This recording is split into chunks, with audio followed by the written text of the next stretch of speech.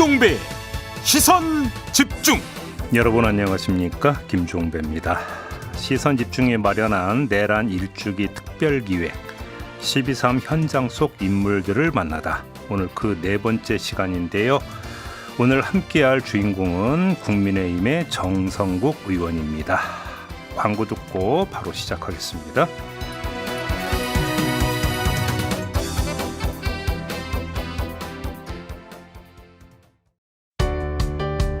때로는 날카롭게, 때로는 삐딱하게, 그러나 매 순간 섬세하게 시선이 필요한 우리 사회 곳곳을 살펴봅니다. 김종배의 시선집중. 비상계엄을 선포합니다. 지금부터 비상계엄령 선포에 따른 긴급 방송을 진행하도록 하겠습니다. 국회 본회의장으로 가겠습니다. 많은 의원들이 본회의장을 굳건히 지키고 있는데요. 그 가운데 한 분입니다. 국민의힘의 정성국 의원 전화 연결하겠습니다. 나와 계시죠, 의원님? 예, 안녕하세요. 정성국 의원입니다. 네, 한동훈 대표가 좀 메시지 내놓은 게 있을까요? 예, 아까 저 기자님들 앞에서 말씀하셨고요. 네.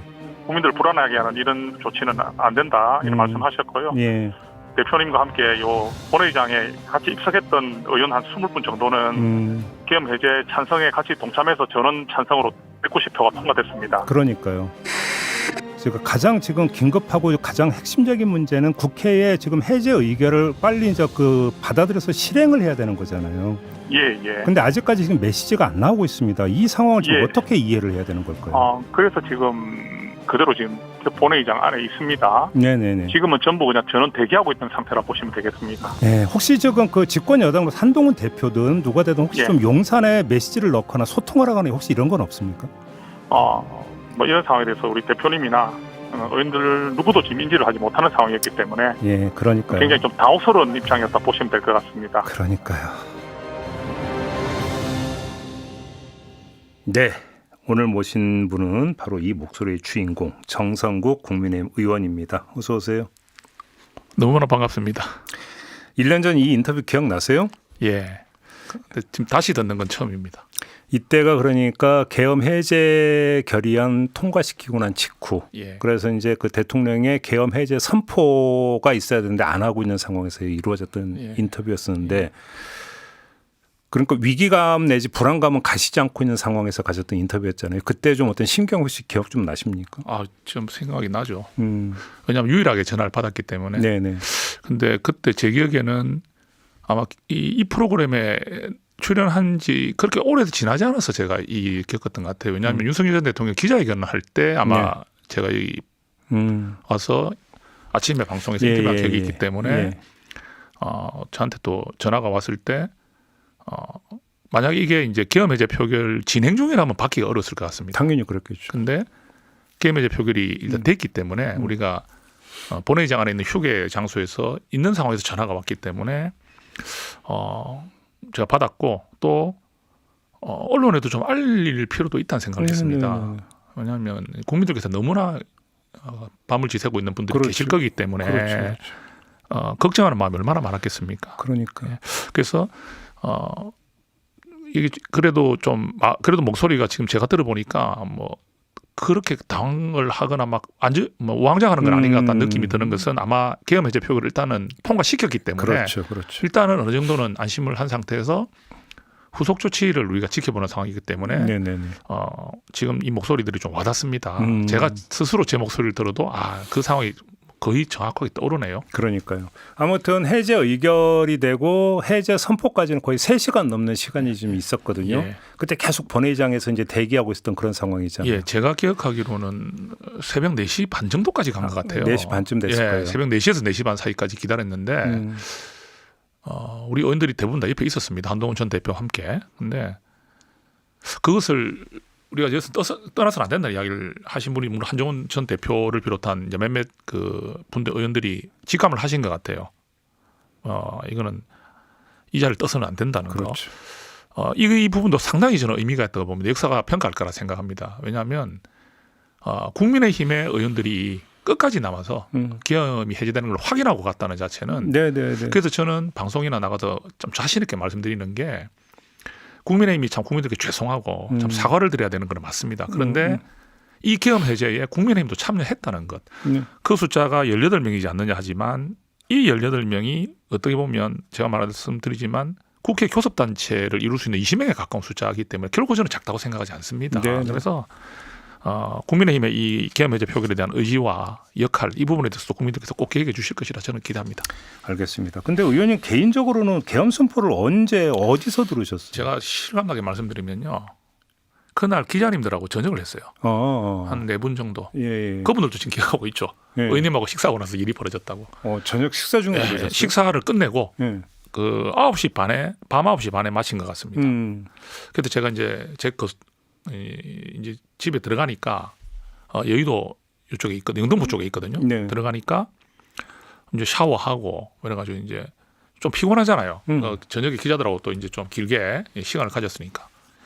그런데 습관적으로 우리가 이제 좀 나이가 이제 50대가 되고 그러니까 이게 누릅니다. 이 TV 눌러가지고 어찌 보면 이제 지상파하고 저 종편 등도는 쭉 한 번씩 둘러보지 않습니까? 네네네. 보도 채널 뭐 이런 경우.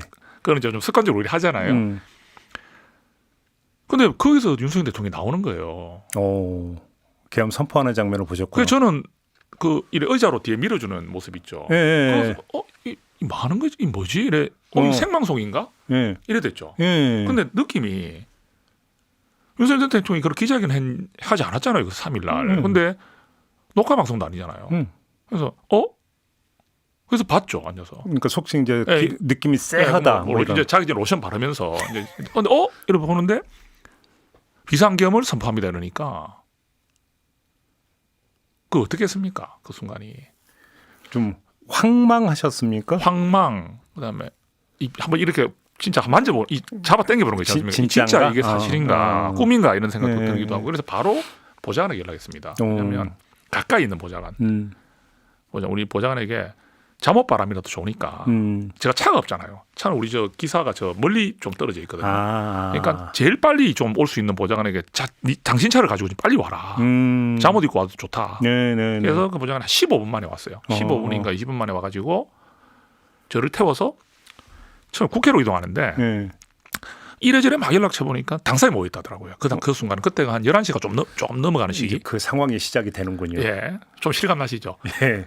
이제 국회를 지나가는데 11시 좀 늦은 시간에 저는 당사에 도착했습니다. 그때 이제 올라가니까 3층에 올라가니까 제가 첫 목격했던 장면이 한동훈 전 대표와 추경호 전 원내대표를 비롯한 의원들이 좀 모여서 이제 의견을 막 나누고 있는 거죠. 자, 거기 제가 이제 들어간 겁니다.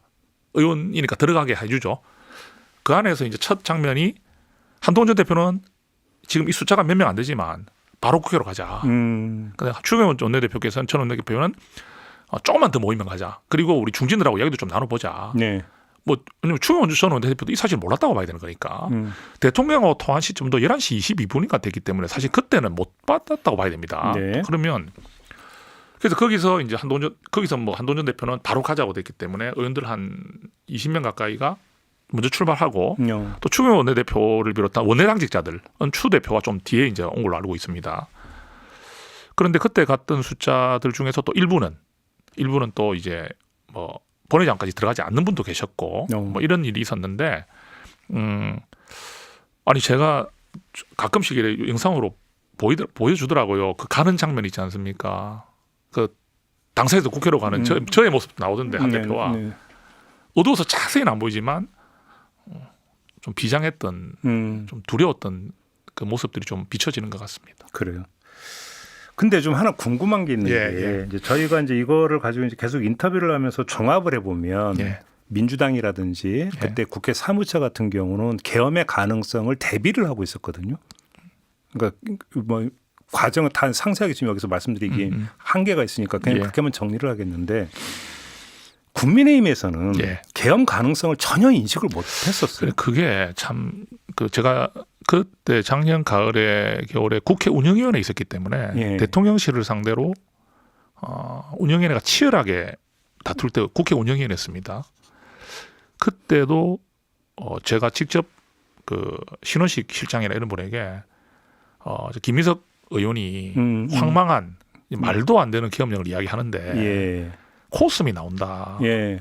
어떻게 저런 상상을 할 수 있느냐는 식으로 우리 의원들부터 시작해서 저도 지냈던 기억이 나거든요. 그러니까 김민석 총리가 제기했잖아요.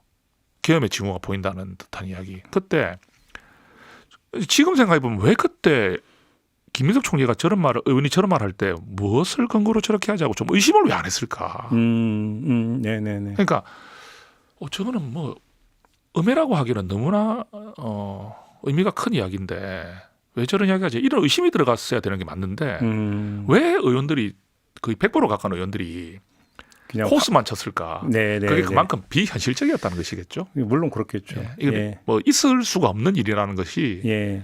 뭐 어찌 보면 누워 있는데 하늘이 무너질까 하는데 진짜 하늘이 무너질까 하지만 안 무너지잖아요. 이제 그렇게 생각을 하셨다는 그 정도였다고 거죠. 봐요. 그 정도로 이건 일어날 수 없는 일이라고 저희들이 생각했다는 것이겠죠. 그러니까요. 그렇게 생각했던 일이 이제 현실로 그러니까 나타나니까 황망했다 이런 말씀이 되는 거죠. 그게 그날 계엄 날의 표정이나 행동에서 다 나타나지 않았겠나 그래요. 이렇게 보입니다. 그리고 사실은 또 하나 이제 그 체포 대상에 한동훈 당시 대표가 포함이 되어 있다는 소식을 듣고는 어떤 생각 드셨습니까? 그 나중에 이제 그 이야기를 듣고 뭐 그 국회 뭐 그쪽으로 가고 할 때는 그런 이야기는 할 수도 없는 상황이고요. 그렇죠, 그렇죠. 나중에 이제 좀 지나면 들으면서 이게 정말 이것도 확인하고 싶어요. 그 사실이 아니겠지. 왜냐하면 지금도 지금은 사실로 좀 나오는 것 같습니다. 네네네. 일관되게 정언들이 나오니까. 이게 이제 처음 난 게 12월 6일이거든요. 그러니까 좀 안타까운 것은요. 왜 그때 우리 의원들께서 한동훈 전 대표를 굉장히 이제 탄핵 찬성한다고 막 몰아세웠잖아요. 네네네. 지금 쫓겨났죠. 예. 그런데 여당 대표를 체포하려고 했던 대통령에 대해서는 왜 저렇게 하면 안 되는데 생각을 안 할까? 그렇죠. 예. 그러니까 예. 저는 그 부분이 좀 이해가 안 됐어요. 그래요. 그 당시는 워낙 이제 격앙돼 있었기 때문에 예. 대놓고 그런 말 하지는 못했지만 한동훈 전 대표를 체포하겠다고 하는 윤석열 대통령에 대한 생각을 해본다면 저는 상식 밖의 일이고 우리가 이해할 수 없는 일인데 아무리 여당 대표가 그때 좀 대통령의 신기를 건드린다든지 김건희 여사의 비선을 뭐 제거해란다든지 이런 식으로 했지 않습니까? 계엄 전에. 네, 그렇죠. 예. 그게 당이 잘 되길 바라서 한 거잖아요. 그때는 아무 말 못하고 대통령 편들면서 호위무사처럼 하던 분들이 네. 정작 한동훈이 분열을 일으켰다 하고 또 한동훈을 체포하려고 했다는 건 정황까지 나오는데도 불구하고 어느 누구도 한동훈 대표가 지금 보면 굉장히 힘들었을 것이다. 네. 윤석열 대통령이 너무 심하지 않았냐 말하는 분 들어본 적이 없어요. 그 조금 전에 이제 그 의원님께서 격앙된 분위기를 잠깐 말씀을 주셨는데 지난주에 이제 김상욱 의원을 모시고 인터뷰를 했어요. 예. 지금 이제 뭐 당적이 민주당으로 바뀌었습니다만 그때는 국민의힘 소속이었고 예. 그래서 그 계엄 다음 날 의총이 열렸는데 이 자리에서 배신자 이야기가 나오면서 상당히 험악했다라고 증언을 해주셨는데 계엄 다음 날. 예, 혹시 그런 기억 나십니까? 제 기억에는 계엄 다음 날로 기억하지는 않습니다. 기억이 정확하지는 않습니다. 예, 뭐 예. 그때 우리가 계엄 나고 나서는 의총이 거의 매일 열리다시피 했고 그렇죠. 뭐 거의 매일 격앙된 이야기들이 나왔는데 정확한 기억은 아닙니다. 그건 전제를 거 김상우 의원 기억도 정확하다 보시면 안 될 것 같고요. 다만 이제 좀 생각을 해보면 계엄이 터지고 나서 모인 의총이나 이럴 때 배신자 이야기는 그래 나오지는 않았어요. 그래요? 그때는 어떤 분위기였냐면요. 하야, 대통령의 자진 하야가 필요하다. 뭐 이런 움직임도 있었고 초기에 좀 그 얘기 그런 게 나왔었죠. 있었어요. 그리고 중진들과 한 대표가 윤석열 전 대통령을 만나러 가지 않았습니까? 용산 갔었죠. 예, 가가지고 돌아왔을 때 그런 상황들 이래 그때만 하더라도 한 전 대표에 대한 비난이나 또는 우리 안에서 배신자 이야기를 나온 기억은 거의 없고요. 그 기점이 언제였냐면요. 배신자나 이야기 나오는 기점은 제가 기억하기에는 그 원내대표 선거한다고 그 우리 그 권성동 의원과 김태호 의원의 원내대표 선거 있는 날 원내대표 선거하기 직전에 한동훈 전 대표가 대통령의 담화를 보고 내란을 자백하는 듯한 했다는 그 표현. 그때부터 이제 한동훈 전 대표에 대한 그런 격앙된 표현이나 배신자라는 이야기들이 좀 나왔다고 저는 생각이 듭니다. 그러면 그 12월 3일 그날 밤에 18명의 국민의힘 소속 의원들 의원님을 포함해서 가서 이제 그 계엄 해제 결의안에 찬성표를 던지셨는데 예. 그 직후에 뭐 배신자니 이런 얘기는 없었습니다. 그렇지는 않았습니다. 바라보는 시선도 그렇게 따갑지는 않았습니다. 예. 제가 그거는 좀 분명히 말씀드리고 싶어요. 그 18명의 의원들에 대해서 칭찬은 하지 못했을 것 같아요. 네. 왜냐하면 본인들께서 여러 이유로 예. 계엄 해제 표결에 들어오지 못했기 때문에 그렇지만 당신들이 들어가서 왜 계엄 해제 동참해서 하는 그런 눈빛은 없었다. 의총에서 홍장원 배신자 이야기도 나왔다는데 그 얘기 못 들으셨어요? 뭐 그런 구체적인 이야기까지는 뭐 정확하게 기억이 나진 않습니다. 기억이 안 홍장원 한 사람의 뭐 이야기가 그 당시 때 1년 전의 기억으로 저한테 남아있지는 않으니까. 그래요? 그리고 그게 뭐 그 당시 때는 이제 너무 많은 일들이 급하게 진행됐기 때문에 예. 제가 기억이 좀 약간 분명한 부분에 대해서만 좀 말씀드리도록 하겠습니다. 네네. 예. 그래요. 알겠습니다. 그러면 또 하나 김상욱 의원이 예. 이거는 아마 이제 뭐 개별적 소통이었기 때문에 의원님이 모르실 수도 충분히 있는데 예. 이름을 밝히기 못한 모 의원이 모 의원이 김상욱 의원한테 이때 본회의장에 있을 때요. 당장 나와라 거기 있으면 죽는다라고 말을 어디서 했다. 나오라는 뜻이죠? 본회의장. 그건 이제 해제 의결하기 전 얘기죠. 아, 뭐 그거는 김상욱 의원의 개인적인 그 이제 누구로부터 들었다는 말이겠는데 그렇죠. 그게 저는 들은 적은 없고요. 그러면 의원님한테 예. 그러니까 쉽게 얘기하면 이제 한동훈 대표하고 추경호 당시 원내대표 의견이 좀 갈렸잖아요. 그래서 이제 18명의 의원들이 본회의장에 와서 이제 나중에 이제 결과적으로 해제 결의에 이제 찬성표를 던지는데 그 이제 결의가 이루어지기 전까지 예. 본회의장에 대기하고 있는 시간이 또 있었잖아요. 이때 그렇죠. 제법 길었죠. 의원님한테 연락 온 경우가 없었습니까? 그 연락 온 의원이 있긴 한데 누군지 공개할 수는 없고요. 네, 뭐라고 연락이 왔었어요? 그러니까 어떻게 보면 들어가겠다. 국회로 들어가겠다. 근데 지금 들어갈 수가 없다. 그래서 제가 어떤 수를 써서라도 들어와야 됩니다. 네. 뭐 그런 통화를 했던 분은 계십니다. 그러니까 저는 그 의원들 중에서 정말 들어오고 싶어 했던 분들이 제법 많이 계신다는 거. 네. 예. 그래요? 근데 김상욱- 민주당 의원들은 많이 들어오죠. 월담해가지고. 그렇죠. 그래서 이거는 뭐 그런 표현을 할 수 있어요. 왜 국민의힘 의원들은 18명밖에 못 왔느냐. 그리고 원내대표실에 머물렀던 분을 다 쳐도 뭐 30명이 넘지 않잖아요. 네네네. 그게 바로 이제 자꾸 지적하는 부분이죠. 추미애 원내대표가 이게 뭐 의도적으로 그런 건 아니지만 우리가 혼란스러운 상황에서 의총장소들이 자꾸 변경되다 보니까 네네네. 또 어떤 게 있냐면요. 대표가 물론 최고의 결정권자는 맞는데 의원총회의 소집 권한은 원내대표 갖고 있는 건 맞습니다. 그렇죠. 그러다 보니까 대표의 메시지와 원내대표 메시지가 계속 엇갈렸습니다. 대표는 국회로 와라고 계속 했고 원내대표는 이렇게 당사나 이걸 자꾸 왔다 갔다 하다 보니까 사실 그걸 급하게 이제 그때는 계엄 상황이기 때문에 이 휴대폰을 보고 즉각 반응할 수밖에 없거든요. 알겠습니다. 예, 그렇게 된 것 같습니다. 아마 또 하나의 분기점은 결국 12월 14일 탄핵소추안이 이제 그 통과된 게 또 하나의 분기점이 되지 않겠습니까? 예. 근데 그 직전에 김상욱 의원 이야기에 따르면 그 표결 전에 의총이 열렸는데 예. 이때는 권성동 원내대표 때예요. 예. 찬성할 사람 손들어 봐라. 이런 일이 있었습니까? 그 정도까지는 기억이 잘 안 나고요. 찬성할 사람 손 들어봐. 찬성할 사람을 손을 들어봐라고 해서 손을 확인한 적은 없습니다. 무슨 말? 저는 들었던 기억이 없으니까. 아 그래요? 그럼 들었던 적이 없다는 것은 그 질문이 있었는지 없었는지 정확하지 않고요. 제가 들었다면 기억할 것 같은데요. 그래요? 그런 상황이고. 근데 이런 분위기는 있었어요.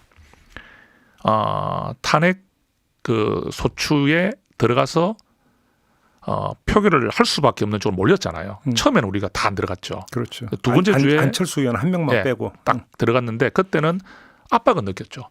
어떤 압박이냐면 예. 탄핵을 반대하자. 그러니까 이게 중진들도 많이 나가가지고 박근혜 대통령한테 이야기를 하면서 이제 절대로 탄핵에 찬성해서 안 된다는 이야기를 계속 하고 박근혜 탄핵 얘기를 많이 했죠. 했죠. 우리가 많이 경험했기 때문에 우리를 따라달라. 그래서 뭐 우리가 또 거기 좀 위축이 되는 것도 있었던 것 같아요. 중진들이 그런 이야기를 많이 했기 때문에 그건 압박받은 건 사실입니다. 네. 사실인데 뭐 탄핵에 찬성해서 손을 들어라 해서 손을 확인하고 이랬던 기억은 없습니다. 하나 더 여쭤볼게. 장동혁 현 대표의 행보인데 예. 장동혁 그 당시에는 최고위원이었죠. 그 계엄 해제 결의안에는 찬성표를 던졌잖아요. 예. 그리고 나서 입장이 확 바뀐단 말이에요. 예. 그때 대표실에서 그러니까 이를 앙다물고 나오는 사진은 지금도 되게 유명한 사진이에요. 아마 맞아요. 이때 한동훈 대표하고 결별을 했던 것 같은데. 그때 길은 아닌 것으로 알고 있습니다. 그럼 비하인드가 어떻게 되는 겁니까? 그때 제가 알기로 우재준 의원이 옆에 있었던 걸로 알고 있는데 이야기를 직접 들었거든요. 대표실에서? 예. 그때 이제 그 사진에 이제 나오진 않는데 그 옆에 문에 가린 쪽에 우재준 의원이 있었던 걸로 저는 들었습니다. 그런데 분명히 이야기를 했습니다. 그때는 그 결별이나 어떤 큰 다툼은 아니었고 그 이제 의견에 대한 이런 건 있었지만 또 감정이 좀 오가고 이런 건 이 사진이네요. 있었지만 예. 우재준 의원 보이네요. 그러네. 예, 보입니다. 정확합니다. 그러면 예. 보입니다. 우재준 의원 맞죠? 맞습니다. 이때 상황은 결별이나 이제 파일의 상황은 아니었다.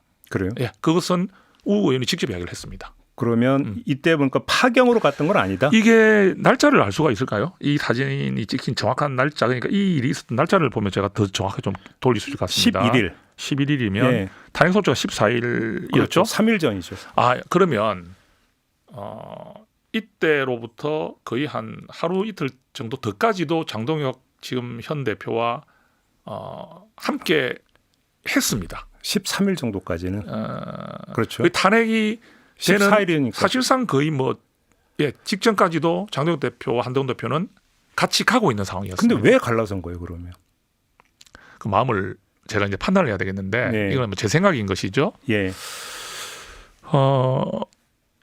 한동훈 전 대표께서 아마 최고위원 회의할 때 처음에는 탄핵에는 반대한다 하시다가 이제 이 부분이 조금 말이 좀 바뀌게 됐어요. 한동훈 대표의 대표 말이. 표현이 이제 뭐 탄핵에 찬성한다는 쪽은 아니지만 뉘앙스가 바뀌면서 한동훈 대표가 탄핵 찬성으로 갈 수 있지 않느냐는 이야기가 우리 안에서 나오면서 장동혁 대표가 탄핵에 찬성만큼은 안 된다는 뜻을 밝힌 건 맞습니다. 최고위원 회의에서. 회의는 아니지만 우리가 비공개도 많이 하잖아요. 예. 그런 상황이 있다 보니까 저도 그때 약간 놀랬던 거는 제가 조직 부총장이기 때문에 예. 그런데 자주 회의는 같이 동석을 합니다. 근데 장동혁 전 대표가 지금 그런 표현을 한번 표현을 하고 할 때 저도 약간 좀 놀랬죠. 한동훈 전 대표와 장동혁 대표는 뜻이 거의 같은 어떻게 보면 완전 원팀인데 다른 이야기가 나오네 하는 좀 의아함이 있었어요. 근데 그 며칠 사이로 예. 장 대표께서 표현이 좀 나오더라고요. 네네네. 어떤 표현이 좀 나왔냐면 한동훈 전 대표께서 본인이 어찌 보면 최측근인데 최측근의 말도 좀 수용을 안 한다. 특히 탄핵을 반대해야 된다고 나는 강하게 이야기하는데도 불구하고 대표가 수용을 하지 않아서 이런 어떤 대표의 모습들이 실망스럽다는 이야기를 좀 했어요. 저한테. 저는 직접 들었기 때문에 그 정도로 말씀드릴 수가 있습니다. 근데 저는 이제 그때 마음속으로 그런 생각을 했죠. 아니 그러면 뭐 최측근이고 가까운 의원들이 말한다고 한동훈 대표가 말을 다 들어줘 버리면 한동훈 대표는 자기 행동은 뭐 언제 한번 해보노. 그거는 뭐 그럴 수 있는 것이고 또 소통이라는 것은 소통이 되면서 뭐 부부간에도 서로 의사가 전달된 데서 다 되는 것도 아닌데 뭐 저런 정도의 이유가 뭐 그래 크나? 근데 그 이유가 굉장히 좀 크다는 식으로 표현이 강해졌어요. 그러니까 그런 이유를 좀 강하게 이제 앞세우기 시작하면서 어떻게 보면 결별의 시간이 온 거죠. 지금 의원님께서 좀 완곡하게 표현하신 것 같은데 내가 최측근인데라고 하는 데는 혹시 속칭 친한 게 내가 넘버 2인데 내 얘기를 너무 안 받아주는 거 아니냐 혹시 이런 불만이 있다 이렇게 해석을 해도 되는 걸까요? 그건 알 수는 없는데 그 당시 때는 이제 이렇게 했죠. 왜냐하면 한동훈 전 대표가 물론 처음에 이제 정치를 하면서 장동혁 당시 수석 최고위원과 인연을 가지면서 사무총장을 임명하고 그다음에 뭐 좀 소울메이트라는 표현까지 했지 않습니까? 한 대표께서 이제 그러되는 중에 이제 그 총선에 패배하고 나서 떠났잖아요. 한 2달, 석 달 정도. 그 기간 중에 이제 친한계라는 의원들이 이제 나타나기 시작한 거죠. 그렇죠. 물론 그 전에 같이 한동훈 대표와 비대위를 이끌었던 뭐 우리 장동혁 사무총장, 김영동 비서실장, 뭐 박정아 의원 이런 분들은 원래 이제 한동훈 대표를 지키는 분이었지만 이런 뭐 원조 그렇죠. 근데 거기서 이제 저도 어떻게 보면 한동훈 전 대표가 떠나 있는 그 시기에 이제 한동훈 전 대표와 단둘이 만나고 이러면서 이제 의지를 서로 갖게 되는 상황이었거든요. 그런 상황이기 때문에 이제 친한계들이 좀 이제 구체화되고 좀 세력화되는 과정에서 이제 대표가 당선되었고 그리고 이제 그 참 험난한 시간이었잖아요. 윤석열 전 대통령과 각을 세우면서 또 우리 친윤계의 견제를 심하게 받으면서 당 대표를 하기가 참 쉽지 않았습니다. 그런 와중에서 이제 대표는 당 대표가 되다 보니까 아무래도 이제 의원들이 또 좀 신뢰하는 의원들이 더 늘어나고 또 이제 함께하는 의원들이 늘어나고 이러다 보면 한 대표께서도 영역이 어떻게 보면 장동혁 대표에게 주던 그 마음에서 본의 아니게 상황적으로 이제 이게 나눠질 수밖에 없는 상황도 있었지 않겠나. 쉽게 하면 이제 원조로서의 어떤 상실감 비슷한 그런 것도 있을 수도 있을 것 같아요. 사람이기 때문에. 그리고 지금 의원님 말씀을 정리를 하면 그 이제 제3지적 시선에서는 장동혁 현 대표가 입장이 바뀌었다. 계엄 해제 찬성에서 탄핵 반대로. 근데 장동혁 대표는 나는 탄핵에 대해서 찬성한 적이 한 번도 없고 오히려 한동훈 대표가 입장이 바뀐 거다. 이렇게 생각한다 이 말씀이신 거죠? 장동혁 대표는 탄핵에 대해서 반대한다는 걸 생각을 명확하게 했죠.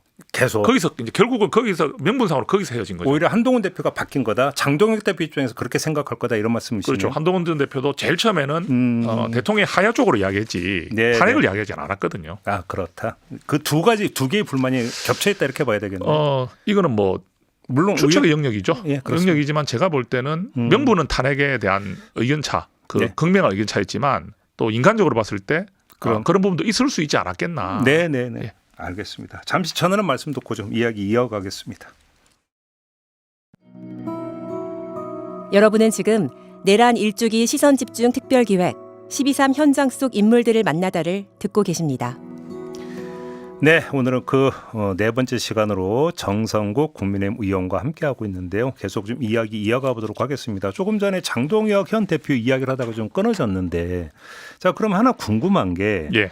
12.3 1년이 되는 날 아침에 장동혁 대표가 페이스북에 글을 올려서 예. 비상계엄은 의회 폭거에 맞서기 위한 계엄이었다라고 두둔하는 듯한 어떤 입장을 밝혔어요. 그러면 최소한 1년 전에 표결에서 찬성을 했던 그 입장이 바뀐 걸로는 봐야 되는 거 아닙니까? 저도 그 부분은 좀 묻고 싶습니다. 그러니까 앵커님이 말씀하신 것을 장동혁 대표에게 묻고 싶습니다. 그렇죠. 계엄 해제 표결에 참여해서 투표했잖아요. 네. 그 마음과 지금 마음은 어떤 마음인지 좀 묻고 싶고요. 네. 사실상 좀 이해가 잘 안 되는 부분이죠. 네. 그리고 그 계엄 해제 표결에 참여했던 분이 직접 그 18명의 당당하게 이름을 올린 분이 한동훈 전 대표와 정치적 결별을 했다고 해서 네. 그 이후에 집회 같은 데 가서 하나님의 계시다. 좀 계몽령의 느낌을 주는 듯한 이런 이야기를 했지 않습니까? 그렇죠. 그리고 이제 정치적 행보를 완전히 이제 반대쪽으로 가면서 네. 이번에 지금 뭐 강성지지층의 지지를 받아서 당대표가 됐는데 지금 그 준 메시지 그 계엄 1년 맞는 12월 3일 이틀 전에 준 메시지를 보면 윤석열 전 대통령의 메시지와 좀 많이 닮아 있다는 느낌이 들어요.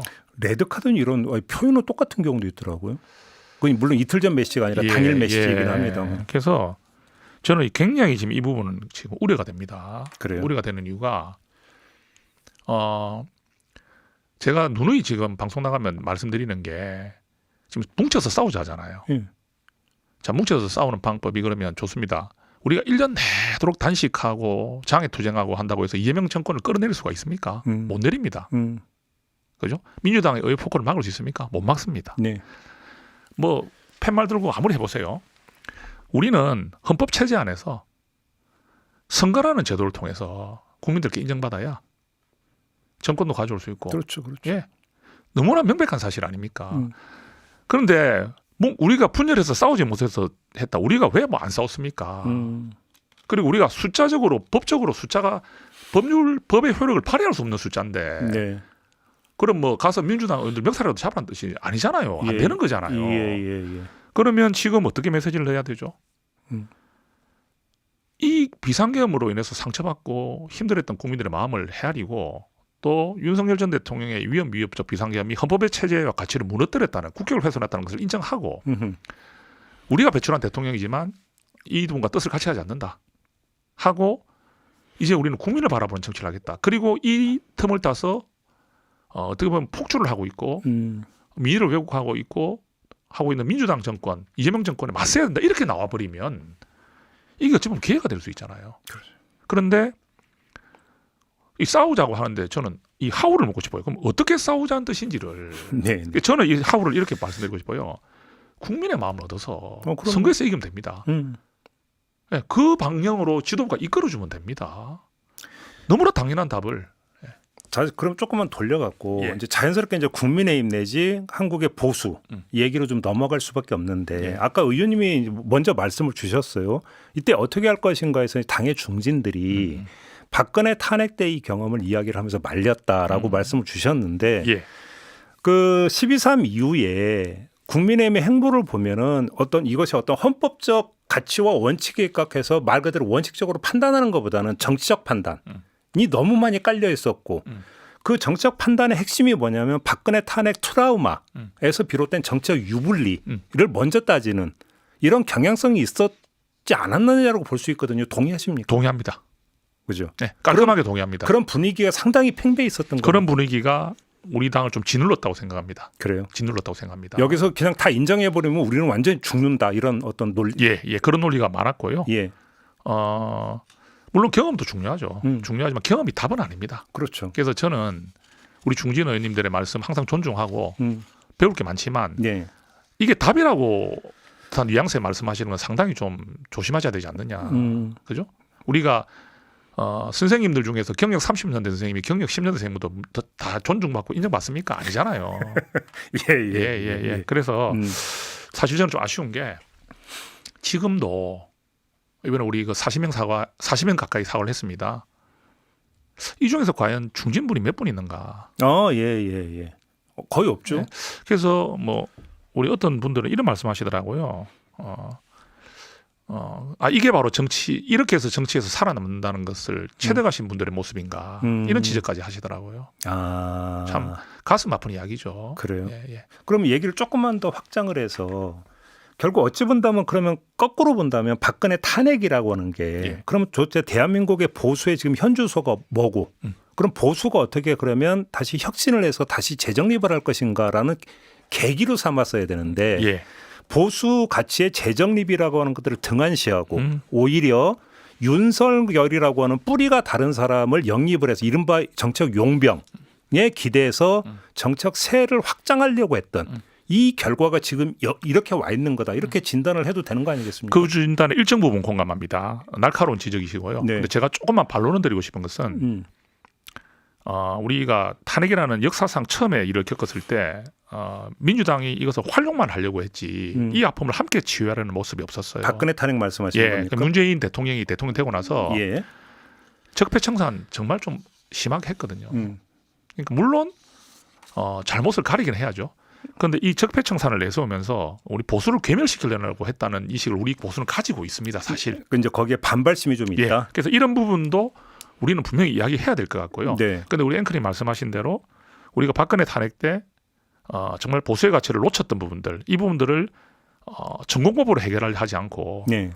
문재인 정권을 끌어내리고 우리가 정권을 되잡아야 된다는 그런 정치적인 현실 의식 속에서 어떻게 보면 보수주의인지도 확인되지 않았던 네. 윤석열 전 대통령을 우리가 이렇게 영입해서 대선을 치러내는데 목적을 가지고 했던 이 부분들이 지금 우리가 더 큰 아픔을 가지는 상황이 돼버렸어요. 그러니까 좀 돌아보면 그 예를 들어서 이제 정치적 유불리라고 하는 것들이 그 귀착점은 결국 선거 논리인데 국민의힘에서 새로운 판이 열린 게 제 기억이 맞다면 2021년 3월에 발생했던 LH 사태.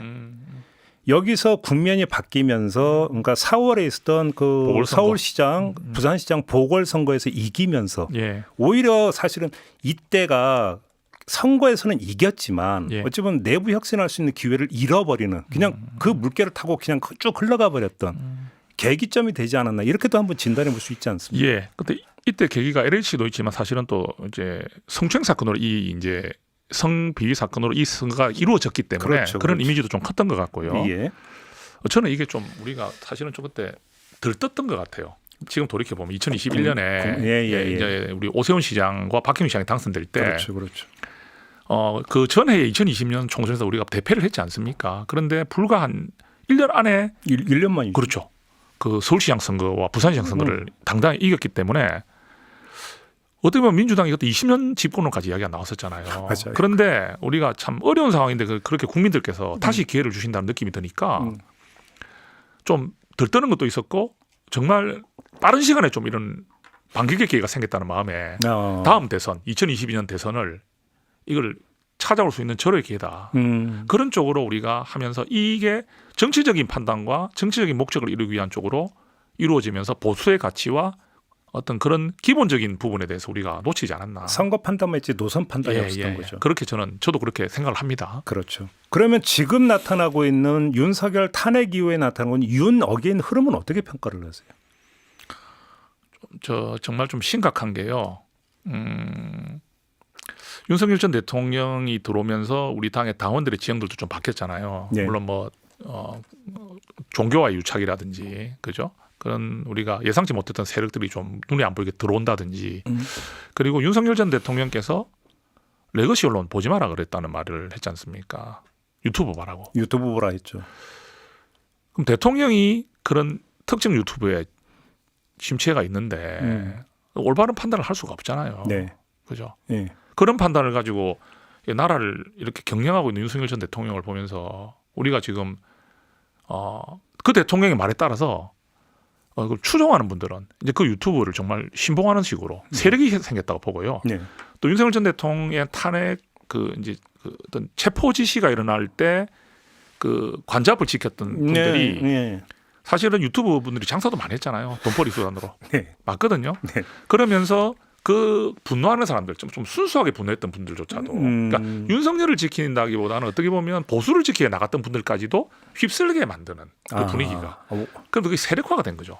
예. 그리고 그 타켓을 한동훈으로 삼으려 한 거죠. 어. 분풀이의 대상을. 예. 그걸 이제 그 극우 유튜버들 이런 사람들이 쏟아넣는다고 저는 보거든요. 그럼 윤 어게인의 흐름의 어떤 그러니까 시작점을 바로 한남동 관잡 대치 상황. 거기에서 좀 폭발한 경향이 있고 그 결정적으로. 기초를 쌓았던 게 윤석열 전 대통령이 계속 아까 말한 대로 그런 세력들과 메시지 발산을 나누고 계속했죠. 공유하고 이런 그렇죠. 부분들이 있었지 않느냐. 그렇죠. 또 그런 세력들 끌어들이고 예. 이게 우리 보수가 지금 가장 어려워지는 그 계기 그런 상황들도 이 윤석열 전 대통령의 책임이 가장 크다. 예, 그렇게 생각하고요.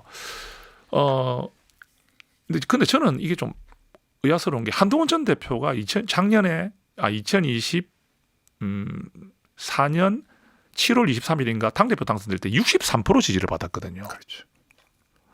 그러면 그게 불과 얼마 되지 않았지 않습니까? 그렇죠. 그런데 이렇게 당원들이 좀 급변할 수 있는 오른쪽으로 가는 그 계기가 제가 방금 설명을 좀 드렸지만 좀 정말 좀 면밀하게 분석을 해봐야 될 것 같아요. 그때도 한동훈 전 대표에 대한 배신자로는 없었지만 예. 한동훈 전 대표가 윤석열 대통령에게 이렇게 각을 세우는 부분에 대한 비판들은 좀 있었거든요. 그때만 하더라도. 네네네. 그런데도 63%로 당선됐단 말이죠. 예. 그런데 그 이후로 벌어진 이 탄핵 사건이 계기가 되면서 이런 세력들이 얼마나 결집을 하고 어떻게 보면 윤석열 대통령을 옹호하기 위한 이런 논리들을 내세웠길래 당의 당원들의 지형이 이렇게까지 바뀔 수 있을까 대해서는 한번 살펴봐야 될 것 같아요. 혹시 그 당원의 모집단이 바뀐 건 아닐까요? 다시 말해서 한동훈 대표가 대표로 선출될 때 어떤 그 투표에 참여했던 당원의 어떤 구성 성분과 그 뒤에 그러니까 투표에 참여했던 당원의 구성 성분이 다른 다시 말해서 좀 더 뭐 온건 내지 합리적 성향을 띠는 보수층이 이탈해 버리고 남은 사람들만이 당대표 투표에 참여했기 때문에 나온 결과 혹시 이렇게도 그 말도 일정 부분 맞습니다. 근데 그 이탈한 비율이 그렇다 해서 뭐 확 다 빠져나가는 건 아니었거든요. 그 정도는 아니었고 그러면 때문에 기존 당원이 성향이 바뀐 측면이 분명히 있다. 그렇죠. 그러니까 이거 되게 중요한 얘기인데 이게 물론 탄핵이라는 걸 기점으로 계엄과 탄핵을 통해서 일정 부분 당원들이 빠져나갔습니다. 제가 부산 친구 갑인데 저희도 책임 당원 있잖아요. 그때 좀 빠져나갔거든요. 일정 부분이 일정 빠져나갔는데 일정 부분 빠져나가면서 또 이제 메워지는 과정에서 소위 말하는 윤석열을 지키겠다는 어떤 세력들의 움직임들이 좀 많이 있었지 않겠나 이렇게 좀 생각을 해봅니다. 그래요. 근데 그거를 지금 당에서 제어할 힘이 발휘되는 게 아니라 오히려 지금 부합하는 어떤 경향성만 지금 강화되고 있는 거 아닙니까? 이렇게 당이 흘러가면 어떻게 될 거라고 보십니까? 뭐 너무 걱정스러운 부분인데 그래도 저는 희망을 하나 봤습니다. 사실은 이번에 비상계엄 1년을 맞이해서 또 친한계가 주도한다는 말이 굉장히 부담스럽잖아요. 뭐 또 분열을 시키려다는 그런 공개가 참 좋은 소재거든요. 대표 사과해야 된다는 그런 내용이나 당에 대한 건전한 비판조차도 네네네네. 친한계가 그렇게 한다 이렇게 하는 또 목소리가 나올 필요가 없어요. 그래서 저희는 사실상 거의 저희들이 움직이고 주도한 게 없습니다. 그런데 우리가 말하는 소장파라든지 또 재선그룹이나 친한계가 전혀 관련 없는 분들이 먼저 일어서 주셨거든요. 그러면서 저도 그쪽으로부터 제안을 받았거든요. 같이 동참해라. 그렇게 동참하는데 저는 이제 어떻게 생각했냐면 사실 저는 좀 18명의 안에 들어간 사람으로서 좀 개별 메시지를 내고 싶었습니다. 제 목소리를 담고 싶었습니다. 그래서 그런 분들이 좀 제법 계십니다. 총 숫자는 40명 가까이라고 지금 언론도 평가를 하고 있지 않습니까? 맞죠, 그죠? 그런데 이 지금 25명 사과를 보면서 또 40명의 사과를 보면서 그래도 우리 당에 끼어 있구나. 죽은 당은 아니구나. 당권을 가지고 있는 당 대표 그리고 당을 이끌어가는 지도부와 다른 목소리를 공개적으로 네. 기자회견을 하고 국민들 앞에 말할 수 있다는 이 부분. 그래도 우리 국민의힘이 희망이 있다. 이런 부분도 저는 생각을 하고 싶습니다. 그러면 정반대로 조금 전에 의원님이 말씀하신 그 체포 국면에서 한남동 관저 앞으로 몰려갔던 사람들은 뭐 유튜브만이 아니잖아요. 국민의힘 소속 의원들도 있었어요. 44명인가요? 45명. 그때 45명이 갔죠. 그러면 지키러. 요번에 예를 들어서 계엄에 대해서 사과를 해야 된다는 입장 표명, 거기에 그러니까 서명을 했던 의원도 있고 그냥 뜻을 같이 했지만 서명 안 한 의원들 해서 토탈 한 40명 40명 된다고 정도. 했는데 예. 그러면 한남동 관제에 몰려갔던 그 45명의 의원들의 거의 대부분이 요번에 여기에 동참 안 했다. 그냥 이렇게 이해하면 될까요? 동참한 숫자가 많지는 않은 것 같습니다. 그래요? 그러면 예. 이렇게 좀 나뉜다 이렇게 이해를 하면 되는 걸까요? 아직까지는 이런 생각차가 좀 크구나. 예. 그다음에 이런 차이도 있는 것 같아요. 좀 초재선 중심이잖아요. 네. 그렇죠. 그 부분도 좀 의미가 있는 것 같아요. 음. 중진들이 이런 어떤 선택의 기로 또는 드러나는 기로에서 좀 조심스러운 모습을 취하는 부분들 이게 있지 않느냐. 그럼 이제 숨은 의원들도 아직은 좀 그는 있다. 앵커님의 표현으로 제가 또 다 제 선배님들이시기 때문에 네. 예, 저는 그렇게 표현드리겠습니다. 그러면 그 그냥 그룹이라는 표현을 쓸게요. 그 두 그룹이 같이 갈 수 있을까요? 그렇죠. 그게 우리 숙제죠. 그러니까 이제 생각의 차를 좁혀야 되는데 저는 사실은 이번에 이렇게 재선그룹이라든지 이런 분들의 면면을 봤을 때 네. 조금은 신선했어요. 그래요. 명단을 봤을 때 신선했는데 이런 분들이 조금 더 늘어나 준다면, 예. 그러니까 과반이 넘어가 준다면 예. 완전히 달라지겠죠. 근데 좀 너무 부정적인 질문을 드리는 것 같아서 죄송하긴 하나 제가 예. 한번 비교를 해볼게요. 아까 예. 그랬어요. 박근혜 탄핵 이후에 보수가치 재정립을 제대로 못했다. 그런데 그때는 최소한 지금 나타나는 윤 어게인 같은 흐름은 없었어요. 예, 광화문에서 태극기 집회가 열렸지만 예, 당내 다수의 의원들이 거기에 부응하고 이렇게 이제 하는 모습까지는 안 보였어요. 예, 근데 윤석열 탄핵 이후에는 오히려 예. 윤 어게인이라고 하는 어떤 흐름이 예. 뚜렷하게 나타나면서 더 세게 나타나고 있어요. 그럼 이건 퇴행 아닙니까? 국민의힘 입장에서 볼 때 퇴행 아닙니까? 예, 그런 면도 뭐 지적할 수 있고요. 뭐 인정하고요. 다만 이런 건 있는 것 같아요. 박근혜 대통령이 그때 정부를 이끌어갈 때에 우리 어찌 보면 야당의 그 모습들이 지금의 야당 모습은 아니었죠. 지금은 민주당이 사실 그 윤석열 전 대통령의 비상계엄에 있어서 원인을 제공했다 할 수는 없지만 윤석열 전 대통령의 어떤 국정 운영이라든지 또는 그 이재명 대통령의 사법 리스크 이런 게 얽히면서 탄핵을 남발하고 이러했던 부분들 분명히 지적을 하고 있거든요. 그 부분은 헌법재판소도 그 부분을 지적을 했거든요.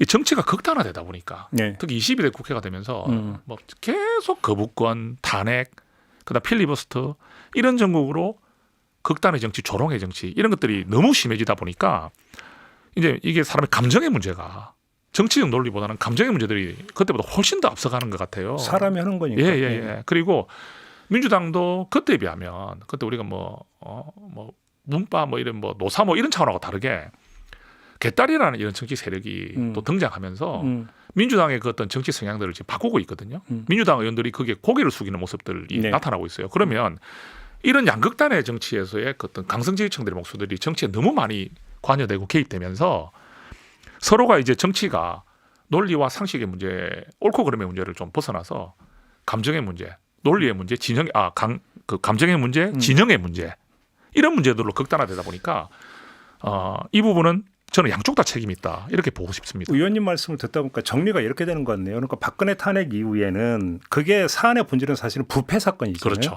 측근의 그 단순화한다면 맞습니다. 그러니까 박근혜를 두둔하고자 하는 사람들도 민주당 탓을 할 수가 없었는데 이번 건은 다르다. 그러다 보니까 오히려 윤 어게인 부분을 강화시켜서 오히려 정치적 정서를 더 자극해버린다. 이 말씀이신 거죠. 그런 것도 있고요. 또 이재명 대통령이 사실은 사법 리스크가 좀 크게 있었지 않습니까? 그런 와중에서 이게 사법 리스크가 착착 진행 중에 있는데 네. 어떻게 보면 윤석열 대통령이 임기를 계속 갔으면 이 사법의 결과들이 나오는 상황이었는데 우리는 이재명 대통령이 분명히 사법적인 결과를 지게 될 것이다 기대한 분들이 많았을 거 아닙니까? 그런데 이게 계엄으로 인해서 윤석열 전 대통령이 탄핵되는 것뿐만 아니라 이재명 대통령에게 정권을 그냥 갖다 주는 식으로 된다는 이런 인식들이 너무나 억울하고 화나고 이제 북받치는 상황이 된 거라 봐요. 거기서 오는 억울함이 있다. 이 북받치는 마음들이 있는가 보수 지지자들 특히 좀 강성 지지자들 더 심하고요. 그래서 이게 정치의 양극화를 더 지금 정치 상황이 모든 것들이 이런 식으로 얽히면서 우리가 네. 회복이 쉽지 않은 상황이다. 암울합니다. 근데 문제는 회복을 해야 건강한 보수 정당이 정립이 되는 거 아닙니까? 그 그래. 실마리를 어디서 찾을 수 있다고? 그러니까 우리 생각하세요? 당부터 뭐 남의 당 이야기 이제 안 하겠습니다. 네. 우리 당부터 다시 말씀드리지만 아직까지 그래도 마지막 기회가 있다 생각합니다. 국민들께 예. 윤석열 전 대통령과의 절연, 음. 그다음에 헌법 가치를 훼손하는 부정선거론 같은 것과의 절연, 그리고 우리 국민의힘의 보수의 가치를 훼손하는 그런 네. 일부 극 세력들 네. 이런 분들과의 단호한 절연을 통해서 예. 국민들께 진정한 보수의 가치, 신뢰할 수 있는 보수의 가치, 대한정당으로서의 국민의힘의 모습을 보이는 그런 노력을 하는 숫자가 더 늘어날 것이고 그 늘어나는 분들의 말을 지도부가 인정하지 않을 수 없는 때가 올 것이라고 저는 기대를 합니다. 제가 지금 그 질문 드리려고 했는데 윤석열과의 절연을 그 국민 앞에 보여주려면 대표를 비롯한 지도부의 변하는 모습이 선행돼야 되는데 지금 오히려 이게 지금 가로막고 있는 거잖아요. 그런 상황. 이 문제가 어떻게 정리가 될 거라고 그래서 보십니까? 지금은 이제 좀 팽팽하게 맞서 있는 것 같습니다. 예전에는 말이 안 나오는 상황에서 예. 근데 이번에 1년을 계기로 예. 분출됐잖아요. 목소리가. 네.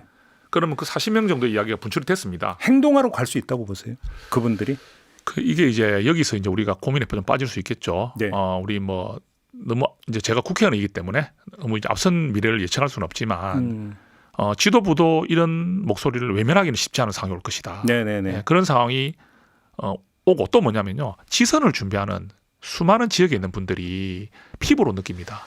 내 정치 인생이 걸려 있습니다. 밑으로부터 압박이 올라올 거라고 예, 보세요. 그것도 저는 있을 거라 봐요. 그래 되면 왜 앵커님 내가 지금 정치 인생을 걸고 선거를 준비하고 있는데 위에서 중앙에서 좀 잘못해가지고 우리가 추풍낙엽처럼 다 떨어져야 되는 상황을 바라보고 있을 수 있겠습니까? 예. 그래야 된다. 그런 상황으로 우리가 느껴지고 위기가 더 오게 되면 네. 지도도 변할 수밖에 없겠죠. 변할 거라고 기대하세요. 저는 그렇게 희망을 갖습니다. 근데 오히려 그러니까 정반대로 나타나는 현상 중에 하나가 지금 예를 들어서 당원 게시판 논란이 있었는데 예.